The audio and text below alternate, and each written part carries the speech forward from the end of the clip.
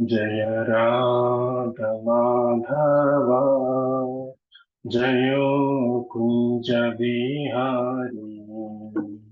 जय राघमाधव जयो कुञ्ज बिहारी। जय गोपीजन वल्लभ जयो गिरिवरधारी। जयो गिरिवरधारी।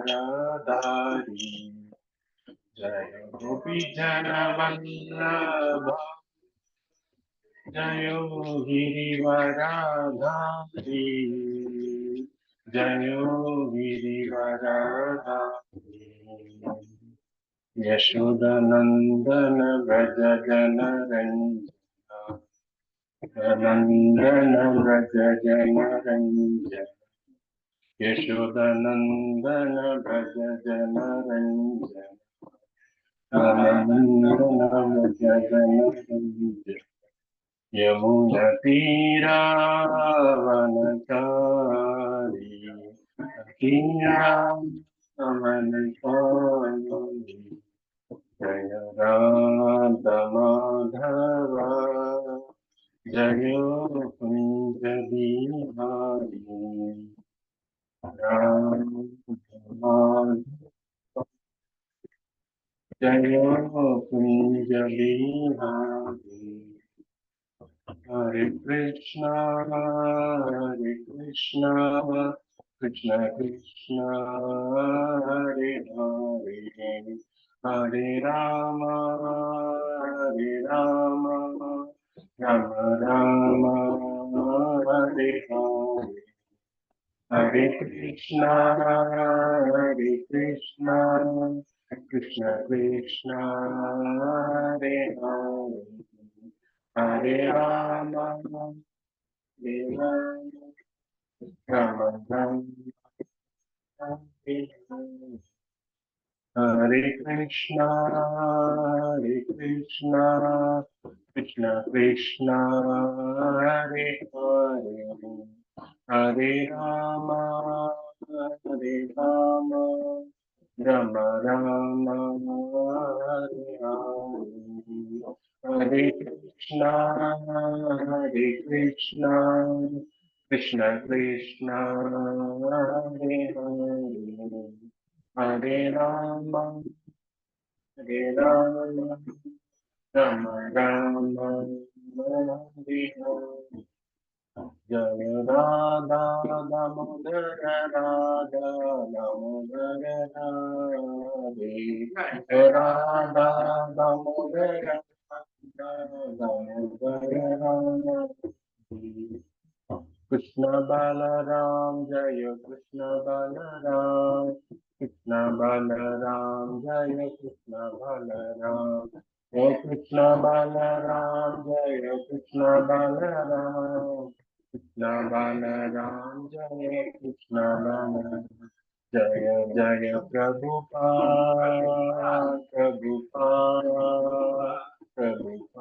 जय जय प्रभुपाद जय जय प्रभुपाद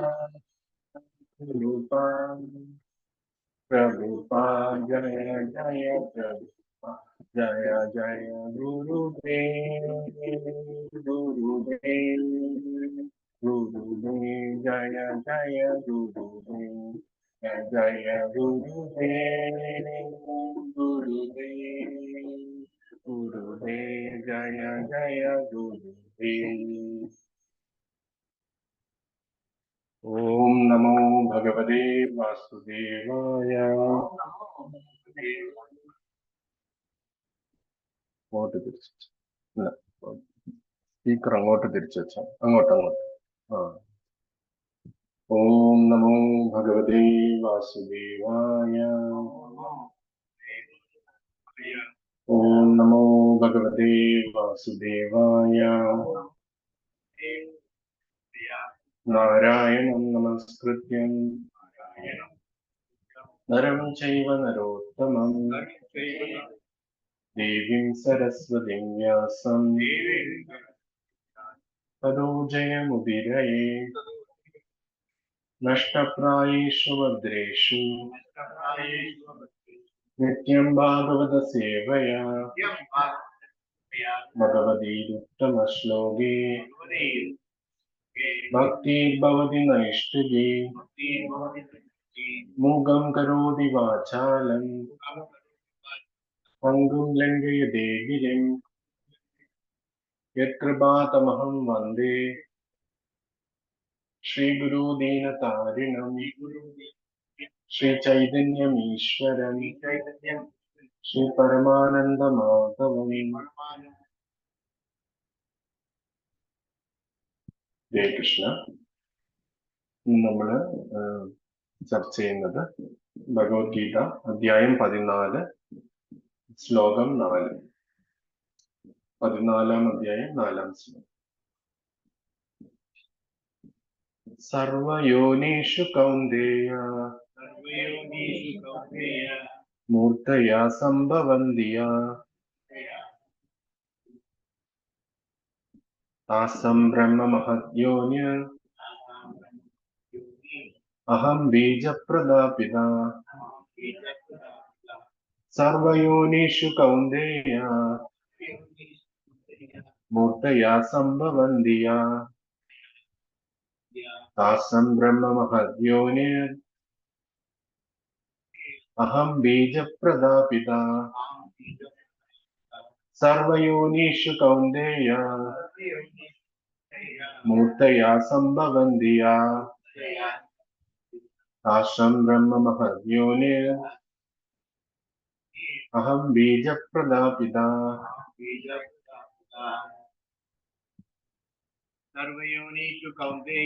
സർവയോനിഷു കൗന്ദേയ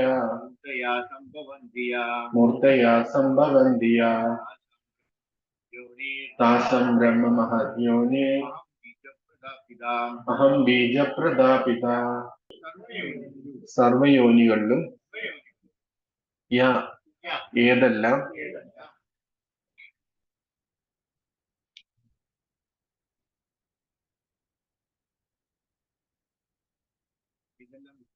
ഏതെല്ലാം വിധമായ മൂർത്തികൾ രൂപങ്ങൾ സംഭവിക്കുന്നു. താസം അവയുടെ ആ മൂർത്തികൾ ബ്രഹ്മം പ്രകൃതി മഹത്യോനി ഭൗതിക പദാർത്ഥത്തിലെ ജനനത്തിന്റെ ഉറവിടം. അഹം ഞാൻ ബീജപ്രദനായ കർത്താവായ പിതാവാകുന്നു. വിവർത്തനം ഭാവാർത്ഥം കൃഷ്ണ കൃപാമൂർത്തി AC ഭക്തിവേദാന്ത സ്വാമി ശീല പ്രഭുപാദ് കി ജയ്. വിവർത്തനം: ഹേ കുന്തിപുത്ര, നാനാരൂപേണയുള്ള ജീവിവർഗങ്ങൾക്കെല്ലാം ഈ ഭൗതിക പ്രകൃതിയിൽ ജീവിക്കാൻ ജന്മമെടുക്കാൻ അവസരം നൽകിയത് ഞാനാണ്. അവയുടെ ബീജപ്രദാതാവായ പിതാവും ഞാൻ തന്നെ എന്ന് അറിയണം. ഭാവാർത്ഥം: ശ്രീകൃഷ്ണ ഭഗവാനാണ് ജീവസത്തകളുടെ എല്ലാം ആദി പിതാവെന്ന് ഈ ശ്ലോകം സ്പഷ്ടമാക്കുന്നുണ്ട്. ഭൗതികവും ആത്മീയവുമായ പ്രകൃതികളുടെ സംയോഗമാണ് ജീവസത്തകൾ. അങ്ങനെയുള്ള ജീവസത്തകൾ ഭൂലോകത്തിൽ മാത്രമല്ല, ബ്രഹ്മാവ് വാഴുന്ന സമുന്നത ഗ്രഹത്തിൽ പോലും കാണപ്പെടുന്നു. ഭൂമിക്കുള്ളിലും വെള്ളത്തിലും അഗ്നിയിൽ പോലും ജീവികളുണ്ട്. എല്ലായിടത്തും ജീവാത്മാക്കളുണ്ട്. പ്രകൃതി മാതാവിന്റെ ശക്തിയുടെയും കൃഷ്ണന്റെ ബീജാവാഹ പ്രക്രിയയുടെയും ഫലങ്ങളാണ് ഈ ആവിർഭാവങ്ങൾ മുഴുവൻ. സൃഷ്ടിയുടെ ആരംഭത്തിൽ പൂർവകർമ്മ അനുസൃതമായ ഭിന്ന രൂപങ്ങളിൽ പ്രകടിക്കുന്ന ജീവസത്തകളാൽ പൂരിതമാണ് ഭൗതിക ലോകമെന്ന് സാരം. ഓമജ്ഞാനതിമിരാന്ധസ്യ ജ്ഞാനാഞ്ജനശലാകേന ചക്ഷുരുന്മിലിതമേന തസ്മൈ ശ്രീഗുരുവേ നമഃ.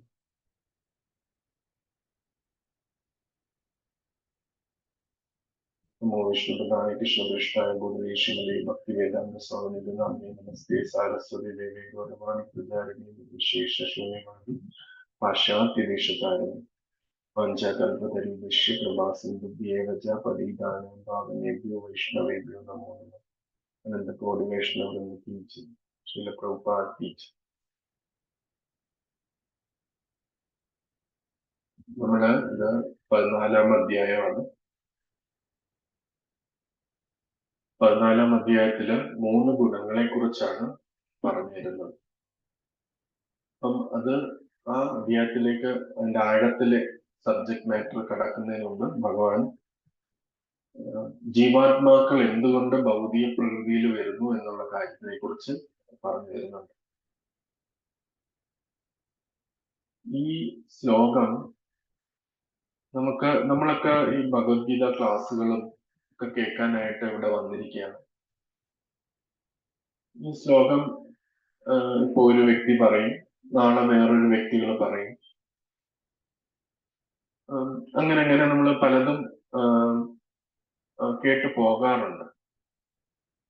എത്രത്തോളം നമ്മൾ ഈ ശ്ലോകത്തിന്റെ അർത്ഥം നമ്മൾ ഉള്ളിലേക്ക് ഗ്രഹിക്കുന്നു എന്നത് ഒരു ചോദ്യമാണ്. ഒരുപക്ഷെ നമ്മൾ റെയിൽവേ സ്റ്റേഷൻസിലൊക്കെ പോകുമ്പം നമ്മളിപ്പം ട്രെയിൻ കയറാനായിട്ട് നിൽക്കുകയാണെങ്കിൽ ട്രെയിനിന്റെ ഓരോ അനൗൺസ്മെന്റും നമ്മുടെ ചെവിയിൽ നല്ലപോലെ പതിയും. ഏത് ട്രെയിനാണ് വരുന്നത്, എപ്പോഴാ വരുന്നത് എന്നുള്ള കാര്യങ്ങളെല്ലാം നല്ലപോലെ പതിയും. കാരണം നമ്മുടെ ട്രെയിൻ എപ്പോഴാ വരുന്നതെന്ന് നമുക്ക് അറിയണം. അത് വന്നാലും ഉടനെ ഏത് പ്ലാറ്റ്ഫോമിലാണെന്ന് അറിയണം, നമ്മൾ അതിനകത്ത് കയറണം. പക്ഷെ അതേസമയം നമ്മൾ എറണാകുളത്തോ ഗുരുവായൂരോ ഒക്കെ പോയിട്ട് തിരിച്ച് തിരുവനന്തപുരം റെയിൽവേ സ്റ്റേഷനിൽ ഇറങ്ങി നമ്മൾ ഇങ്ങോട്ട് തിരിച്ച് വീട്ടിലേക്ക് വരുവാണെങ്കിൽ അതേസമയം പല പല അനൗൺസ്മെന്റ് ആ റെയിൽവേ സ്റ്റേഷനിൽ കേൾക്കുന്നുണ്ടാവും. പക്ഷെ അതൊന്നും നമ്മൾ രജിസ്റ്റർ ചെയ്യത്തില്ല. നമ്മളത് കേട്ടോന്ന് പോലും നമുക്ക് അറിയത്തില്ല. ആ ട്രെയിൻ വരുന്നതും പോകുന്നതും നമ്മളെ സംബന്ധിച്ചിടത്തോളം ഒരു ബാധിക്കുന്ന കാര്യമേ ആകത്തില്ല. നമ്മൾ ആ റെയിൽവേ സ്റ്റേഷനിലേക്ക് ചെല്ലുന്ന മനോഭാവത്തിൽ വേണം ഭഗവത്ഗീതയൊക്കെ കേൾക്കാനായി. നമ്മൾ റെയിൽവേ സ്റ്റേഷനിൽ നിന്ന് ഇറങ്ങുന്ന മനോഭാവത്തിലായിരിക്കരുത് കേൾക്കുന്നത്. കാരണം ഈ ഒരു കാര്യം പറയുന്നതിന്റെ ഉദ്ദേശം എന്താണെന്ന് വെച്ചാൽ ഇവിടെ വളരെ വ്യക്തമായിട്ട് ശ്രീകൃഷ്ണ ഭഗവാൻ പറയുകയാണ്. ശ്രീകൃഷ്ണ ഭഗവാനാണ് അർജുനന്റെ തേരാളിയായിട്ട് നിന്നിട്ട് കൃഷ്ണ ഭഗവാൻ നമുക്ക് പറഞ്ഞു തരുന്നതാണ് അഹം ബീജപ്രദാപിത. എല്ലാ ജീവാത്മാക്കളുടെയും ബീജദാതാവായ പിതാവാണ് കൃഷ്ണനെന്ന് ഇവിടെ വ്യക്തമായിട്ട് ഭഗവാൻ പറഞ്ഞു തരികയാണ്. നമുക്ക് ഈ ക്ലാസ് എല്ലാം കേട്ടിട്ട് പോയിട്ട് ഈ ആഴ്ചയൊക്കെ കഴിയുമ്പോഴും നമുക്ക് അത് രജിസ്റ്റർ ആയില്ലെങ്കിൽ നമുക്ക് ഈ ക്ലാസ് കൊണ്ട് എന്ത് പ്രയോജനമാണുള്ളത് ഇങ്ങനെ എടുക്കുന്നത്. അപ്പം അത് നമ്മൾ ഈ പറയുന്ന കാര്യങ്ങൾ ഒരു പലപ്പോഴും ചിലപ്പോഴൊക്കെ ഈ ഭാഗവത പാരായണവും ഭഗവത്ഗീത പാരായണവും ഒക്കെ നമ്മൾ ചിലപ്പം മരണ വീടുകളിലൊക്കെ പോകുമ്പോൾ വായിക്കാറുണ്ട്, ഭഗവത്ഗീത വായിക്കാറുണ്ട്, ഭാഗവതം വായിക്കും. അതൊരു ചടങ്ങ് പോലെ അവിടെ ഇങ്ങനെ ഭാഗവതവും ഭഗവത്ഗീതയൊക്കെ വായിക്കും. ആരെങ്കിലും ഒരാള് കുറച്ച് പൈസയൊക്കെ കൊടുത്താൽ അവർ വന്നിരുന്ന് വായിക്കും. നമ്മളൊക്കെ നമ്മുടെ കാര്യങ്ങളും രാഷ്ട്രീയ കാര്യങ്ങളും ഒക്കെ പറഞ്ഞുകൊണ്ടായിരിക്കും ആ മരണ വീട്ടിലൊക്കെ നടക്കുന്നത്. ഈ പറയുന്ന കാര്യങ്ങളിലൊന്നും നമുക്ക് ശ്രദ്ധ ഉണ്ടാവത്തില്ല. അപ്പം ഭഗവത്ഗീത നമ്മളൊക്കെ പഠിക്കുമ്പോഴും ഇതേപോലത്തെ കാര്യങ്ങൾ പഠിക്കുമ്പോൾ നമ്മൾ ആ റെയിൽവേ സ്റ്റേഷനിലേക്ക് പോകുന്ന മനോഭാവത്തിൽ വേണം ഇത് ചെല്ലാനായിട്ട്. അല്ലെങ്കിൽ ഇത് നമുക്ക് വെറുതെ ഒരു സാമൂഹ്യ ഗാദറിംഗ് പോലെ ആയിപ്പോകും. ഓരോ ദിവസവും നമുക്ക് ഈ ശ്ലോകങ്ങളിൽ നിന്നും ഈ അർത്ഥങ്ങളിലും ഭക്തന്മാരെ നമുക്ക് പറഞ്ഞു തരുന്നതിൽ എന്തെങ്കിലും ഒരു പോയിന്റ് ഭഗവാൻ കണ്ടുവച്ചിട്ടുണ്ടാവും നമുക്ക് കിട്ടാനായിട്ട്. നമുക്ക് ആ ക്ലാസ്സിൽ നിന്ന് കിട്ടാനായിട്ട് ഏതെങ്കിലും ഒരു സംഗതി ഭഗവാൻ കണ്ടുവച്ചിട്ടുണ്ടാവും. നമുക്ക് ഈ ആ ഒരു മനോഭാവത്തോടു കൂടിയല്ല, ഇതൊരു ചടങ്ങ് പോലെയാണ് ഈ ഭഗവത്ഗീത പാരായണവും ഭാഗവത പാരായണവും. അതൊരു പുണ്യപ്രവൃത്തിയാണ്. വീടുകളിലും ഒക്കെ നടക്കുന്നുണ്ട്. ഓരോ വർഷവും രാമായണ മാസത്തിൽ രാമായണം വായിക്കുന്നുണ്ട്. പക്ഷെ രാമായണത്തിൽ എന്താണ് പറയുന്നത്, ആരാണ് രാമൻ, അതൊന്നും നമ്മൾ ശ്രദ്ധിക്കുന്നത്. അതൊരു ചടങ്ങ് പോലെ ഞാൻ ഭക്തന്മാരെ സംബന്ധിച്ചിടത്തല്ല, പൊതുവായിട്ടുള്ള ജനങ്ങളെ സംബന്ധിച്ചിടത്തോളം ഉള്ള കാര്യമാണ് പറയുന്നത്. അങ്ങനെ പോയിട്ട് നമുക്ക് എന്ത് പ്രയോജനമാണുള്ളത്? നമ്മള് ഇതിന്റെ ഈ ശ്ലോകത്തിൽ ഏറ്റവും എടുത്തു നിൽക്കുന്ന പോയിന്റ് എന്ന് പറഞ്ഞാൽ കൃഷ്ണനാണ് സർവചരാചരങ്ങളുടെയും ബീജപ്രദമായ പിതാവ് എന്നുള്ളതാണ്. നമ്മുടെയൊക്കെ അച്ഛൻ ആരാണ് എന്ന് ഈ ശ്ലോകം വളരെ വ്യക്തമായിട്ട് പറഞ്ഞു. അത് നമ്മൾ രജിസ്റ്റർ ചെയ്തോ ഇല്ലയോ എന്നുള്ളതാണ് നമുക്കൊരു ചോദ്യം. അപ്പൊ അത് ജസ്റ്റ് ഇതൊരു ഭഗവത്ഗീത ഏതോ സംസ്കൃത ശ്ലോകങ്ങൾ എഴുതി വെച്ചിരിക്കുകയാണ്, അത് വായിച്ചു പോവുകയാണ്. അതിനകത്ത് എന്താണ് മേന്മ, അതുകൊണ്ട് ഞാൻ എന്തിനാ അതിനെ എന്റെ ഉള്ളിലേക്ക് എടുക്കുന്നതെന്ന് നമുക്ക് പലപ്പോഴും തോന്നാം. അതുകൊണ്ട് നമുക്ക് പ്രയോജനം ഉണ്ടാവട്ടെ. നമുക്ക് ഇതേപോലത്തെ ക്ലാസ്സുകളൊക്കെ നമുക്ക് ശീല പ്രഭുപാദിന്റെ കാരുണ്യം കൊണ്ട് നമുക്ക് ഇങ്ങനെയൊക്കെ ക്ലാസ്സുകൾ കേൾക്കാനൊക്കെ ഒരു അവസരം കിട്ടിയിരിക്കുന്നത്, ഓരോ ക്ലാസ്സിൽ നിന്നും അതിൽ നിന്ന് ഒരു പോയിന്റ് ആർജിച്ച് നമ്മുടെ ജീവിതത്തിൽ അത് കൊണ്ടുവരാനായിട്ടാണ് ശ്രമിക്കുന്നത്. ഇത് വളരെ പ്രാധാന്യമുള്ള ഒരു കാര്യമാണ്. ഈ പർട്ടിക്കുലർ ശ്ലോകത്തില് അത്രയും എവിഡന്റ് ആണ് ഭഗവാൻ പറയുന്നത്. ഒന്നും മറച്ചു വെച്ചിട്ടല്ല പറയുന്നത്, ഏതെങ്കിലും ഒന്നിനെ കുറിച്ച് സങ്കല്പിച്ചൊന്നുമല്ല പറയുന്നത്. കൃഷ്ണൻ ഇരിക്കുന്നു തൊട്ടടുത്ത്, ഞാനിവിടെ ഇരിക്കുന്നു, രജസേപ്രവിടെ ഇരിക്കുന്ന പോലെ തൊട്ടടുത്ത് തേരില് അർജുനൻ ഇരിക്കുകയാണ്. അർജുനനോട് ഡയറക്ട്ലി കോൺവേഴ്സ് ചെയ്യുകയാണ് കൃഷ്ണൻ. കൃഷ്ണൻ പറയാണ്, സർവചരാചരങ്ങളുടെയും ബീജപ്രദമായ പിതാവാണ് ഞാൻ. നമുക്ക് അച്ഛനും അമ്മയും ഒക്കെ ഉണ്ട്, അത് ഈ ജന്മത്തിലുണ്ട്. അടുത്ത ജന്മത്തിൽ വേറെ മറ്റോ ആൾക്കാരായിരിക്കും നമ്മുടെ അച്ഛനും അമ്മയൊക്കെ ആയിട്ട് വരിക. ഇതിന്റെ തൊട്ടു മുമ്പുള്ള ജന്മത്തിലും പല പല വ്യക്തികളായിരുന്നു. പക്ഷെ അവരൊക്കെ അവരുടെ ശരീരത്തിലൂടെ ആത്മാവ് ഈ ഒരു ശരീരം എടുക്കുന്നു എന്നേ ഉള്ളൂ. അവരല്ല യഥാർത്ഥത്തിലെ ബീജപ്രദാവായ പിതാവ്. ആദ്യ പിതാവായ ഭഗവാൻ തന്നെയാണ്. ഭഗവാന്റെ അംശങ്ങളാണ് നമ്മൾ ഓരോരുത്തർ. ഈ ഒരു കാര്യം വളരെ വ്യക്തമായിട്ട് ഈ ശ്ലോകത്തില് നമുക്ക് പറഞ്ഞു തരുന്നുണ്ട്. അപ്പൊ അത് നമ്മള് ഉള്ളിലേക്ക് എടുക്കുക. ബ്രെയിനിൽ ചിലപ്പോൾ നമ്മൾ ഇവിടെ എടുത്തിട്ട് കുറച്ച് സംശയങ്ങളൊക്കെ വെച്ച് ചിലപ്പോൾ നാളെ കളയും. പക്ഷെ അത് നമ്മുടെ ഉള്ളിൽ ഹൃദയത്തിലേക്ക് ആ ഒരു പോയിന്റ് കൊണ്ടുവരാനായിട്ട് നമ്മൾ ശ്രമിക്കണം. ഇവിടെ വരുമ്പോ സംശയങ്ങൾ ഉണ്ടാകും. ഈ സംശയങ്ങൾ ചോദിക്കാനാണ് ഇങ്ങനത്തെ ക്ലാസ്സുകൾ. കൃഷ്ണൻ എന്താണ് ആദ്യം പരമപിതാവ് എന്ന് പറയുന്നത്? എന്തുകൊണ്ട് ശിവനായിക്കൂടാ? എന്തുകൊണ്ട് ബ്രഹ്മാവായിക്കൂടാ? എന്തുകൊണ്ട് ഗണപതി ആയിക്കൂടാ? അല്ലെങ്കിൽ അങ്ങനെ ഒരു വ്യക്തികൾ ഉണ്ടാവും, അല്ലെങ്കിൽ ബ്രഹ്മമായിക്കൂടാ? എല്ലാത്തിനെയും വികസിച്ചിരിക്കുന്ന ബ്രഹ്മമായിക്കൂടാ എന്ന് പറയാം. പക്ഷെ അതിനെല്ലാം ഭഗവത്ഗീത ആധികാരികമായിട്ടുള്ള ഉത്തരം. ഞാനെന്ന് പറഞ്ഞാൽ ഞാനെന്നാണ് അർത്ഥം, കൃഷ്ണൻ എന്ന് പറഞ്ഞാൽ കൃഷ്ണനാണ് അർത്ഥം. അത് വേറെ ഒന്നിനെ കുറിച്ചും ഇത് പറയുന്നില്ല. ഇതിനെ വ്യാഖ്യാനിക്കുന്നവർ പറയും അത് മറ്റേതാണ് ഇതാണ് എന്ന് പറയും. പക്ഷെ ഇവിടെ ആ വ്യക്തിയായിട്ടുള്ള ഭഗവാൻ തന്നെയാണ് നമുക്ക് സൂചന നൽകുന്നത്. സൂചനയല്ല, എവിഡന്റ് ആയിട്ട് വളരെ എക്സ്പ്ലിസിറ്റ് ആയിട്ട് ഭഗവാൻ നമുക്ക് പറഞ്ഞു തരികയാണ്, എല്ലാ ജീവചരാചരങ്ങളുടെയും ആദ്യ പിതാവ് ഭഗവാനാണ്. അത് നമ്മൾ ഉൾക്കൊള്ളണം ഈ ഒരു ക്ലാസ്സിൽ. അത് നമ്മുടെ ഹൃദയത്തിൽ അത് ഇംപ്രിന്റ് ആയിട്ട് മാറണം. ഇത് മാറിയാലേ നമുക്ക് ഭഗവാനോട് സ്നേഹമൊക്കെ ഉണ്ടാക്കാൻ പറ്റും. അല്ലാതെ നമുക്ക് എങ്ങനെ ഉണ്ടാക്കാൻ പറ്റും? ഭഗവാൻ എവിടെയോ നിന്ന് എന്തോ കാര്യങ്ങൾ പറയുന്നു, അത് കുറെ ബുക്കുകളിൽ എഴുതിയിട്ടുണ്ട്, അത് കുറെ ആൾക്കാർ എങ്ങനെ പറഞ്ഞു നടക്കുന്നു. ഇങ്ങനെയുള്ള മെന്റാലിറ്റി ആണെങ്കിൽ എങ്ങനെ നമുക്ക് ഭഗവാനോട് റിലേഷൻഷിപ്പ് ഉണ്ടാക്കാൻ പറ്റും? എങ്ങനെ ജപിക്കുമ്പോൾ നമുക്ക് സ്നേഹത്തോടു കൂടി വരാനായിട്ട് പറ്റും? ആ നോളജ്, ആ പെൻസീവ് ആയിട്ടുള്ള നോളജ് ഇവിടെ ഭഗവത്ഗീത വളരെ വ്യക്തമായിട്ട് നമുക്ക് നമ്മുടെ മുമ്പിൽ അവതരിപ്പിച്ചു തരികയാണ്. ഈ നോളജ് എടുത്തിട്ട് നമ്മൾ അതിനെ ആക്ട് ചെയ്യണം, പ്രവർത്തിക്കണം. നമുക്ക് സംശയം തോന്നും, എന്തുകൊണ്ട് കൃഷ്ണൻ ഇവിടെ? അപ്പൊ നമുക്കൊരു സംശയം, അപ്പൊ നമുക്ക് ഇവിടെ ഭഗവാൻ വളരെ വ്യക്തമായിട്ട് പറഞ്ഞു, ഞാനാണ് എല്ലാത്തിന്റെയും പിതാവ് എന്ന് ഭഗവാൻ പറഞ്ഞു. അപ്പൊ നമ്മൾ ഇതിനെ എതിർക്കാൻ പോവുകയാണെങ്കിൽ നമ്മൾ ഭഗവത്ഗീത എതിർക്കുകയാണ്. പിന്നെ നമുക്ക് അടുത്ത ചോദ്യം, ഇതിനകത്ത് ഈ ഒരു കാര്യത്തെ നമ്മൾ ഉൾക്കൊണ്ടില്ല എന്നുണ്ടെങ്കിൽ നമ്മളുടെ അടുത്ത ചോദ്യം ഒരു ചോദ്യമേ ഉള്ളൂ, ഭഗവത്ഗീത ആധികാരികമായ ഗ്രന്ഥമാണോ അല്ലയോ? നമ്മൾ ഭഗവത്ഗീത അക്സെപ്റ്റ് ചെയ്തിട്ട് ഭഗവാൻ പറയുന്ന കാര്യത്തെ അക്സെപ്റ്റ് ചെയ്യാതിരിക്കാൻ നിർവാഹമില്ല. നമ്മൾ ഈ പോയിന്റ് അക്സെപ്റ്റ് ചെയ്തില്ലെങ്കിൽ നമുക്ക് നമുക്കൊരു കാര്യമില്ല. കാരണം ഇത് അത്രയും ക്ലിയർ സംസ്കൃതത്തിലാണ് പറഞ്ഞിരിക്കുന്നത്. ഇത് ശ്രീല പ്രഭുപാദോ ഏതെങ്കിലും ആചാര്യന്മാരോ അതിന് വ്യാഖ്യാനമൊന്നും കൊടുത്തില്ല. ബീജപ്രദാപിത, ബീജം കൊടുക്കുന്ന പിതാവ് എന്ന് ഞാനാണ് എന്ന് ഭഗവാൻ വളരെ വ്യക്തമായിട്ട് പറഞ്ഞു. ആ നമ്മുടെ എല്ലാം ആദ്യ പിതാവ്, നമ്മുടെ എല്ലാം സ്രോതസ് ആരാണെന്ന് മനസ്സിലാക്കിയാൽ മാത്രമേ ആ സ്രോതസ്സിനോടൊരു ബന്ധം സ്ഥാപിക്കണം എന്നുള്ള കാര്യത്തിൽ നമുക്കൊരു ഈഗർനെസ് വരത്തുള്ളൂ, നമുക്കൊരു ആഗ്രഹം വരത്തുള്ളൂ. അല്ലെങ്കിൽ ഇങ്ങനെ ആഗ്രഹം വരും, എനിക്ക് ഈശ്വരൻ തമ്മിൽ ബന്ധമില്ല എന്ന് മനസ്സിലാക്കിയാൽ എങ്ങനെ നമുക്കതിനകത്തുള്ള ഭഗവാനുമായിട്ട് ബന്ധം സ്ഥാപിക്കാനാകും? അതാണ് നമുക്ക് ജപിക്കുമ്പോഴും ബുക്ക് വായിക്കുമ്പോഴും നമുക്ക് മറ്റു കാര്യങ്ങളൊക്കെ ചെയ്യുമ്പോഴും നമുക്ക് ആ ഒരു ഈഗർനെസ് പലപ്പോഴും നമുക്ക് വരുന്നില്ല. കാരണം നമ്മൾ ആ റിലേഷൻഷിപ്പ് മറന്നു പോകുന്നു. നമുക്ക് പ്രഭുപാദും ആചാര്യന്മാരെല്ലാം നമുക്ക് പറഞ്ഞു തന്നിട്ടുണ്ട്. എങ്കിലും നമ്മൾ ആ റിലേഷൻഷിപ്പ് വേണ്ട വിധത്തിൽ ഓർക്കുന്നില്ല. അതുകൊണ്ട് നമുക്ക് ആ ഒരു പല ഭക്തിയിൽ തുടങ്ങിയ വ്യക്തികൾക്ക് തന്നെ അത് ഞാനും എൻ്റെ അച്ഛനുമായിട്ട് ബന്ധം സ്ഥാപിക്കുന്ന ബന്ധമുണ്ട് എപ്പോഴും. അച്ഛൻ ഒരിക്കലും മകനെ മറക്കത്തില്ല. പക്ഷെ മകൻ മറക്കും. ഒരു കുട്ടി ഒരു വീട്ടില് അച്ഛനും കുട്ടികളും ഉണ്ടെങ്കിൽ കുട്ടിക്ക് അച്ഛനെ മറന്ന് വീട്ടിൽ നിന്ന് ഇറങ്ങിപ്പോകാൻ പറ്റും. പക്ഷെ അച്ഛന്റെ ചിന്ത എപ്പോഴും എൻ്റെ മകൻ എവിടെയായിരിക്കും എന്നുള്ളതാണ്. അച്ഛൻ ഒരിക്കലും മകനെ മറക്കത്തില്ല. അച്ഛൻ മറക്കത്തില്ല എന്നുള്ളതിന്റെ ഉത്തമ ഉദാഹരണമാണ് ഭഗവത്ഗീത. അച്ഛന് മറക്കാമെങ്കിൽ ഇതൊന്നും നമുക്ക് നൽകേണ്ട ആവശ്യമില്ല. ഭക്തന്മാരെ അയക്കേണ്ട ആവശ്യമില്ല. ഭഗവാന് വീണ്ടും വീണ്ടും ഇവിടെ വരേണ്ട ആവശ്യമില്ല.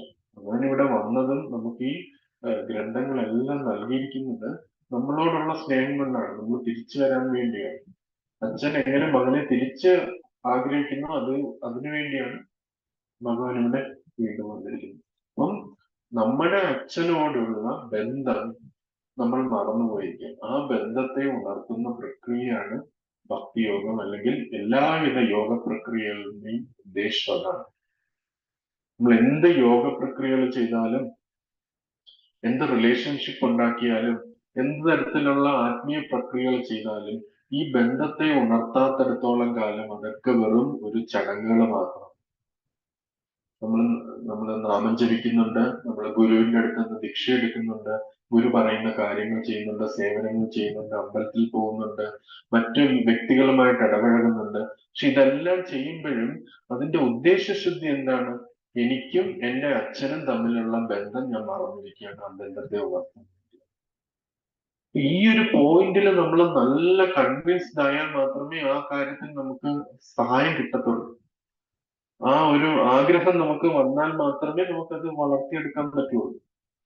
എനിക്കും കൃഷ്ണനുമായിട്ട് യാതൊരു ബന്ധമില്ലെങ്കിൽ ഞാൻ എന്തിനാണ് നാമം ജപിക്കുന്നത്, ഞാൻ എന്തിനാണ് ബുക്ക് വായിക്കുന്നത്, ഞാൻ എന്തിനാണ് അമ്പലത്തിൽ പോകുന്നത്, ഭക്തന്മാരുമായിട്ട് കേൾക്കുന്നത്? അവിടെ എല്ലാം എനിക്ക് ചിലപ്പം മനസ്സിന് ഒരു ശാന്തി കിട്ടിയാൽ ഞാൻ പോകും, അല്ലെങ്കിൽ പോകത്തില്ല. പക്ഷെ നമുക്ക് നമ്മുടെ ഏറ്റവും ഇന്ന് ഞാൻ ലൈറ്റ് ഓഫ് ഭാഗവത എന്ന് പറഞ്ഞൊരു ബുക്കില് വായിച്ചൊരു കാര്യമാണ്. Without any relationship with God our life will be barren. ഈ മരുഭൂമിയിലൊക്കെ എന്ത് വിതച്ചാലും അത് ഫലഭൂയിഷ്ടമാകുന്നു. ബാരൻ ലാൻഡ് എന്ന് പറയും. അതേപോലെ ഭഗവാനുമായിട്ട് ബന്ധം സ്ഥാപിക്കാത്തടത്തോളം കാലം നമ്മൾ എന്ത് ചെയ്താലും അത് ഫലഭൂയിഷ്ടമായിട്ട് വരത്തില്ല. നമ്മൾ ചിലപ്പം ഭൗതികപരമായിട്ട് പല പല കാര്യങ്ങളും നമ്മൾ നേടിയെന്നിരിക്കാം, പക്ഷെ നമ്മുടെ ആത്മാവിന് സന്തോഷം ഉണ്ടാകും. ആത്മാവിന് സന്തോഷം ഉണ്ടായി ഭഗവാനുമായിട്ട് റിലേഷൻഷിപ്പ് ഉണ്ടാകും. അപ്പൊ അതാണ് ഈ ഒരു പോയിന്റ്. നമ്മൾ ഒരു ഇപ്പം വിശ്വനാഥ് പ്രഭുവൊക്കെ ക്യാമറ വെച്ച് ഫോട്ടോ എടുക്കുക, അതേപോലെ അത് നമ്മളുടെ ആ ക്യാമറയിൽ അത് പതിയണം. ഈ ഒരു പോയിന്റ്, അഹം ബീജപ്രദാപിത. വേറെ ഒന്നും ഭഗവത്ഗീതയിൽ ഒരു ശ്ലോകം നമ്മൾ പഠിച്ചില്ലെങ്കിലും ഈ ഒരു ശ്ലോകത്തിൽ ആ വേർഡെങ്കിലും നമ്മൾ വെച്ച് വെക്കണം. അഹം ബീജപ്രദാപിത. അഹം, ഞാൻ കൃഷ്ണനാണ് എല്ലാവരുടെയും ബീജദാതാവ്. ഇവിടെ അച്ഛൻ എന്ന് പറഞ്ഞാൽ ഭഗവാനാണ്. ഇത് ഞാൻ പറയുന്നതോ ശീല പ്രഭുപാദ് പറയുന്നതോ ഏതെങ്കിലും ആധ്യാത്മികാചാര്യന്മാർ പറയുന്നതോ മറ്റോ പറയുന്നില്ല. ആ വ്യക്തി തന്നെ നമുക്ക് ഡയറക്റ്റ് ആയിട്ട് അർജുനൻ മുഖേന പറഞ്ഞു തരികയാണ്. കൃഷ്ണൻ തന്നെ വ്യക്തപരമായിട്ട് അത് നമുക്ക് പറഞ്ഞു തരികയാണ് ചെയ്യുന്നത്. ചിലപ്പോ ചോദിക്കും ആൾക്കാര്, ഇങ്ങനെ ഇത് കേൾക്കുമ്പോ ചോദിക്കും, കൃഷ്ണൻ, ഓക്കെ, കൃഷ്ണൻ വന്നു, കൃഷ്ണൻ ഒരു വ്യക്തിയാണ്, ദ്വാരകയിലുണ്ട്, വൃന്ദാവനത്തിലുണ്ട്. പക്ഷെ കൃഷ്ണന്റെ ഉള്ളിലുള്ള ബ്രഹ്മ ആയിരിക്കും അച്ഛൻ എന്ന് പറയുന്നത്. കൃഷ്ണൻ എന്ന് പറയുന്ന വ്യക്തി, ആ രൂപം, അതൊരു ഭൗതിക രൂപമാണ്. പക്ഷെ അതിനകത്ത് ഒരു സാക്ഷാത്കാരം കിട്ടിയ എന്തോ ബ്രഹ്മമുണ്ട്, അതായിരിക്കും അച്ഛൻ എന്ന് പറയുന്നത്. പക്ഷെ അത് കൃഷ്ണൻ തന്നെ അതിനെ വ്യക്തമായിട്ട് ഭഗവത്ഗീതയിൽ ഖണ്ഡിക്കുന്നുണ്ട്. അങ്ങനത്തെ ചിന്തയിലേക്ക് പോകേണ്ട ആവശ്യമില്ല.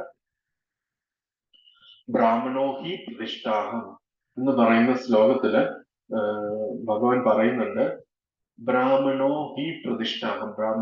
ബ്രഹ്മം എന്ന് പറയുന്നത് പ്രതിഷ്ഠ എന്ന് പറഞ്ഞാൽ നമ്മൾ ഒരു പ്ലാറ്റ്ഫോമിലാണ് വിഗ്രഹങ്ങളൊക്കെ വയ്ക്കുന്നത്. ആ പ്രതിഷ്ഠാഹം, ഞാനാണ് ഈ ബ്രഹ്മത്തിന്റെ പ്രതിഷ്ഠ, അല്ലെങ്കിൽ ബ്രഹ്മത്തിന്റെ പ്ലാറ്റ്ഫോം. ഭഗവാനിൽ നിന്നാണ് ബ്രഹ്മജ്യോതി ഇതെല്ലാം വരുന്നത്. ആ വ്യക്തിയെ അവിടെയും ഭഗവാൻ കൊണ്ടുവരികയാണ്. ആ വ്യക്തിയുടെ എക്സിസ്റ്റൻസ് ആണ് ഈ ബ്രഹ്മം, അല്ലെങ്കിൽ വ്യക്തിയുടെ നിന്ന് ആ അദ്ദേഹത്തിൽ നിന്ന് വിസ്തരിക്കുന്ന രശ്മികളാണ് ഈ ബ്രഹ്മജ്യോതി എന്ന് പറയുന്നത്. ആ വ്യക്തിയിൽ നിന്ന് ഇതാണ് നമുക്ക് ഫോട്ടോസ് ഒക്കെ ഇപ്പൊ ആ ഫോട്ടോ കണ്ടില്ലേ, ഭഗവാൻ നിൽക്കുന്നുണ്ട്, വെണ്ണ കട്ട് തിന്നുന്ന ഫോട്ടോയാണ് ഇതിനകത്തുള്ളത്. പക്ഷെ അതിന്റെ ചുറ്റും ഒരു പ്രഭാവലയമുണ്ട്. ഭഗവാന് ചുറ്റും ഒരു പ്രഭാവലയുണ്ട്.